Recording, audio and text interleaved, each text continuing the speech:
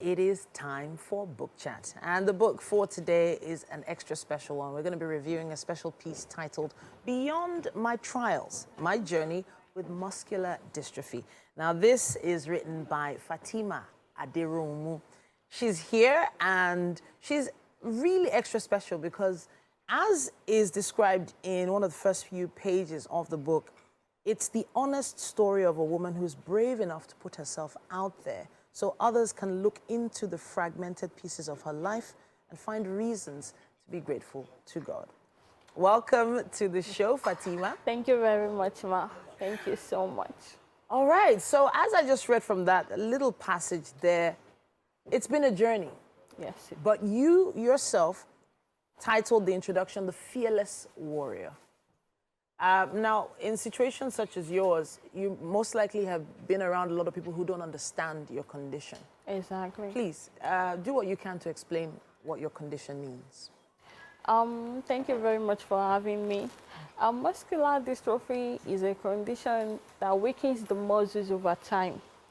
Okay. It is the weakness of the muscles. You know, all your muscles started draining. You know, you don't really know what's wrong with you.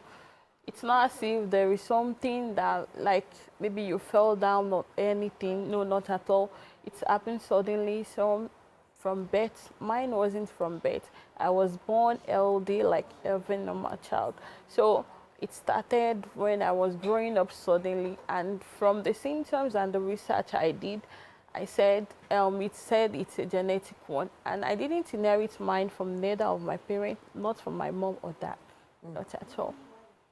All right, so when did you and your family first notice signs of muscular dystrophy?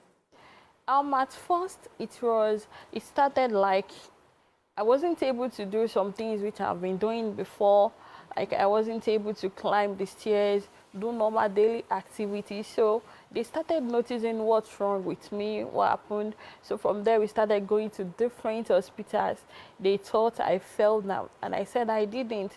You know, different questions from the doctors. They were like, no, this is, you know, it was a condition some haven't heard about before. So from there, my parents started taking me to different hospitals. We started using different drugs as well. Okay. Until when I was, you know, growing up a few years back, I learned about muscular dystrophy. So it was a neurologist that told me then that it is muscular. It is muscular dystrophy, okay. And the condition has no cure for now. For now? Yes. For now. I love the hope in that last word. For now. Thank you very much. And hopefully, with the science we have these days, something will be done about it. By the grace of God. But it is powerful that you put everything, or what your experience so far, into a book. But who do you believe you wrote this book for? I wrote it to inspire the whole world. Okay. To everyone living with a rare condition, because muscular dystrophy is a rare condition. So I wrote it to inspire people in my condition that are willing to give up. So muscular dystrophy isn't life-ending. So I don't want them to give up just because they are living with muscular dystrophy. No, I want them to live their life to the fullest, and I want them to use my story as a survivor guide. Okay. So what are the things that you do now in your daily life that everybody else does? I'm a student of National Open University. Okay. I'm studying mass communication. All right. I'm in 200 level. So, and I'm a virtual assistant as well and a social media manager. So I help clients manage their social media page, their business page. So, and I write stories online. Okay. Stories about myself, you know, and my daily activities. The journey in this book, right, starts from when you were wrapping up primary school. Yes, ma'am. And you describe it here. Can you take us through that particular day? That very day, like, I was walking to our graduation party and I noticed I fell down suddenly. So, when it wasn't easy to get up back. So I struggled to get back to school. and I wasn't able to participate in the activities I was supposed to do on that day. So after then, when I got home, my parents gave me some drugs. Maybe it's a normal body pain. So that was how that day ended. And after a few months, the symptoms started showing up. Like I started getting weaker and weaker. From there, we started noticing this one is quite different. So we went to our family house for for a Eid celebration. So that was where I wasn't, and we went to Olumorok, so I wasn't able to climb the stairs there. So it was my dad that, lifted me up throughout the stairs.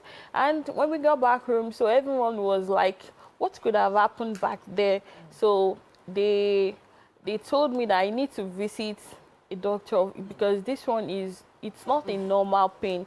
So the next day, which I was supposed to go back home, so I didn't. I stayed back with my uncle then in Abeokuta. So that was the following Monday I went to visit a doctor at the hospital. So now we've been able to picture what it was that made you notice those signs. Yes. And of course, you have your diagnosis now. But I want to take it away from the medical side of things, and I want to talk a bit about how your daily life is. You mentioned that you're a social media manager. How do you get through your day? Do you need to rely on people? Talk to us about that. Yeah, exactly. Muscular dystrophy is a condition that makes you depend on people a lot, to bath, to go to the toilet, to do any other things, because I can barely do anything for myself. I can't lift up my hands, my leg. Even even if mosquito is biting your leg, you need help from people to help you scratch that place. So those are the things I need people for. I need people in my daily life. So now I want you to put together just a short word of hope to someone out there who probably has just received a diagnosis like this. What would you say to them?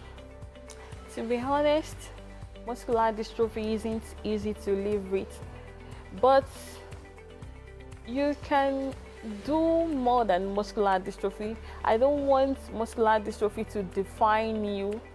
I want you to build yourself, live above muscular dystrophy, and you can do this. It might not look easy, to be honest, it's not easy. So I want you to be who you are before muscular dystrophy started. Amen to that. Thank you so much, Thank you very Fatimah, much. for coming to share your story with us. The book title, once again, is Beyond My Trials. And Fatimah Aderohunmu is the author, if you want to pick up a copy. Tell us what you think with our hashtag WakeUpNigeria on TVC.